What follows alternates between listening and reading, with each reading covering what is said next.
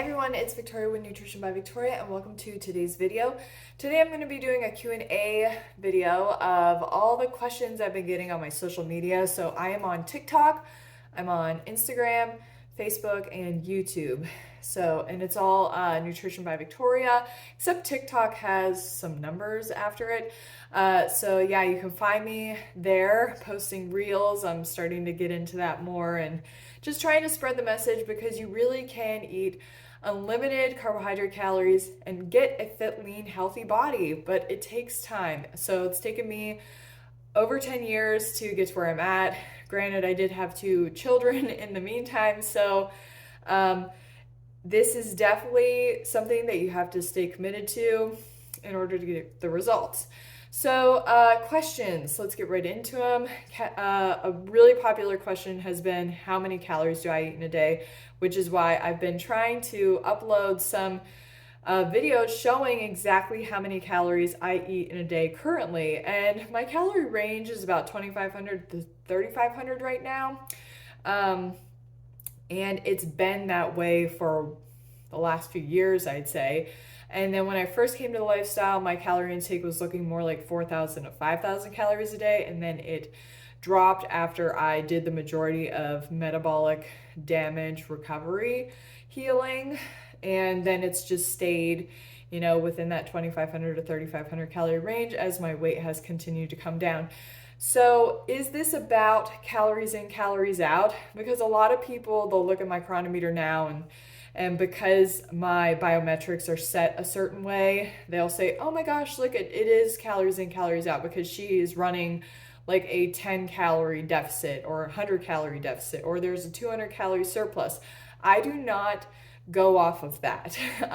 When I use chronometer, I'm using it to see approximately how many calories I'm eating a day from what I'm inputting into their system based off of what I believe that I'm eating. So it's a rough estimate at best, as well as what the macronutrient ratios of my diet looks like in terms of carbs to fat to protein. So when it comes to calories in, calories out, which is the standard model of weight loss or weight gain, it doesn't account for somebody's functioning metabolism. They try to account for it with basal metabolic rate based on your current height and weight, as well as I put my activity level in there and how much exercise they do every day. And it comes out to be a lot of burn for me. Well, I'm an active person, but when it comes to am I going to lose a pound a week if I have a 500 calorie deficit every single day? Am I looking for that? Am I tracking for that? Is that my goal? Absolutely not. I am not, I don't subscribe to that model of weight loss. In fact, that hasn't been my experience at all. With weight loss, eating an unlimited carbohydrate calorie diet, keeping my fat intake very low and keeping my protein intake low but sufficient. My experience has been when my body is ready to drop weight, it does, and it's gone down in 5-pound increments. So that does not relate to calories in, calories out at all. And a lot of people have said that they can eat this way and drop a pound a week depending on where they're at, where they're coming from. Or some people, when I first came to this diet, I gained an excess of 60 pounds eating virtually as much as I do now. I mean, my calories have come down a little bit, but that's just because I came from severe restriction and I let myself go off of that restriction and honored my appetite at that time, and it came out to being 4,000 to 5,000 calories a day of just fruits and vegetables, low fat, low protein, high carb, and I gained 60 pounds. I eat the same diet now, and plus I added starches in and was doing more of a raw till 4 type diet, but I eat the same now, virtually the same amount. Some days I am getting in 3,500 calories a day, so that's close to that 4,000 calorie mark, and I've lost over 40 pounds.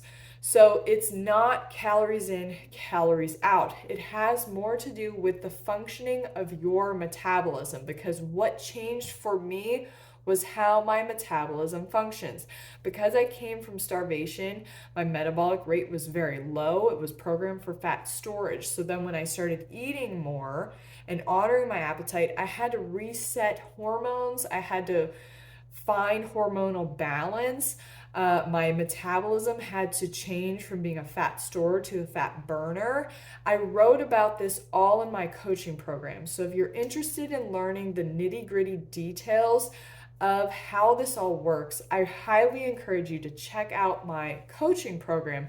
Sign up for it. It's a 4-week course. We work one-on-one together, and there's content materials, like course materials. It's like taking a 4-week crash course and learning how your metabolism works and what you can do in order to fast track your progress on this lifestyle.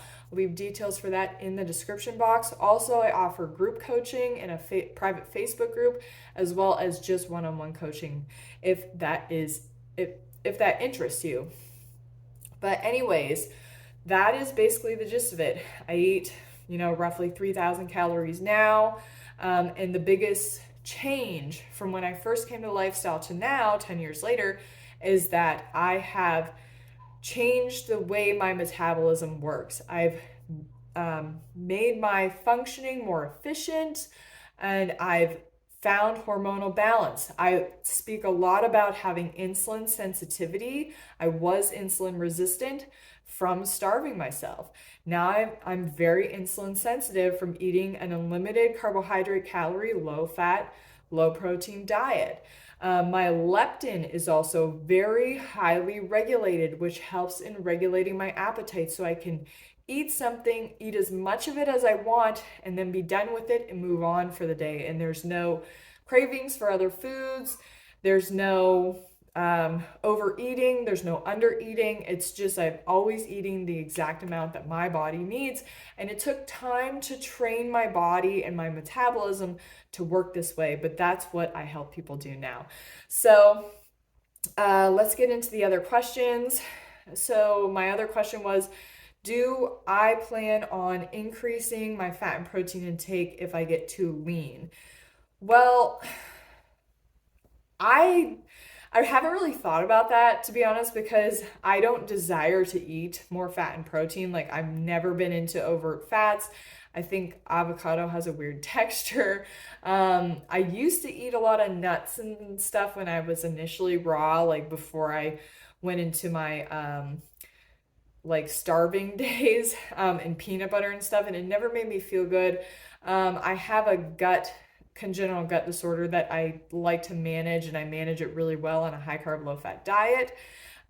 So that's not something I'm really worried about right now. I guess, if the time comes, like that's something that I will address.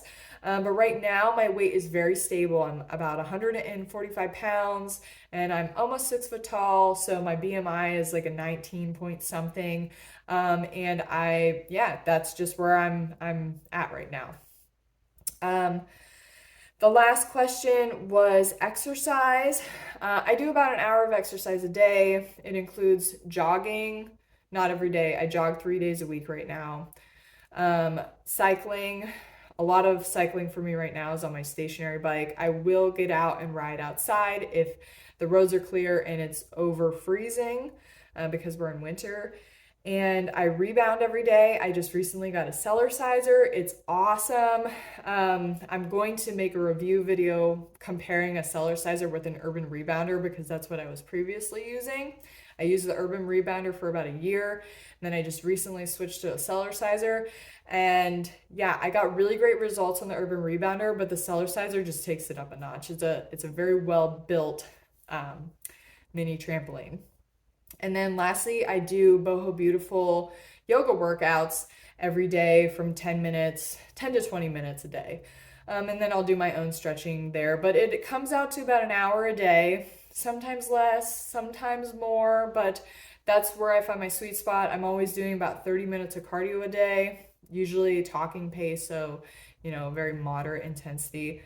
But yeah, that is it for the questions. I actually plan on doing a video because I was asked to make or to talk about what my kids eat in a day. So I'll be uploading a video about that because they are vegan. They've been vegan since birth. So I'll be talking, it'll be a whole compilation of what they eat as well as talking about their diet and their health and everything.